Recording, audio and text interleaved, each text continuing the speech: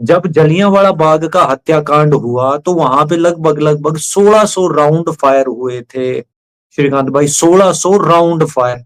और सारी की सारी जो बंदूकें थी वो 303 थी, या जिसमें एक गोली एक बार में फायर होती है वही बंदूकें थी, कोई ऑटोमेटिक या सेमी ऑटोमेटिक बंदूकें नहीं थी। जनरल ओडायर ने तो ऑर्डर दिया था, मारो गोली।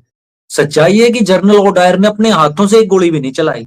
तो वो जो 1600 गोलियां चलाने वाले लोग थे, वो 1600 गोलियां चलाने वाले लोग कौन थे? वो जो बंगाल लैंसर के नाम पे जो रेजिमेंट्स खड़ी करी गई थी, उन रेजिमेंट्स में यही खालिस्तानी थे, यही गोलियां चलाने वाले थे। और मैं हर बार इनसे पूछता हूं कि भाई जब तुम उन 1600 राउंड को फायर कर रहे थे तो सामने नन्हे नन्हे बच्चे थे यार, सामने बहुत सारे बुजुर्ग थे वहां पे जो बैसाखी का मेला मनाने के लिए आए थे। तुम्हारे ही तो आदमी थे वो, पंजाब से बाहर का तो एक भी नहीं था उसमें। तो क्या तुम्हारे हाथ नहीं कांपे? वो कहते कि नहीं ऐसा तो कुछ भी नहीं हुआ था। तो फिर कह दो कि वो भी झूठ था, जब तुम जनरल ओ डायर को अपने कंधों के ऊपर बिठा के ढोल नगाड़े बजाते हुए हरिमंदिर के अंदर लेके गए थे और उसको सिंह बहादुर का तमगा दिया था तुम लोगों ने। उसको तुमने एक शॉल दिया था, तुमने एक तलवार दी थी उस आदमी को। तुम कह दो कि जो हंटर कमीशन उसके बाद बिठाया गया था, और आपने एक बात बहुत सही कही कि मैं इनका विशेषज्ञ हूं।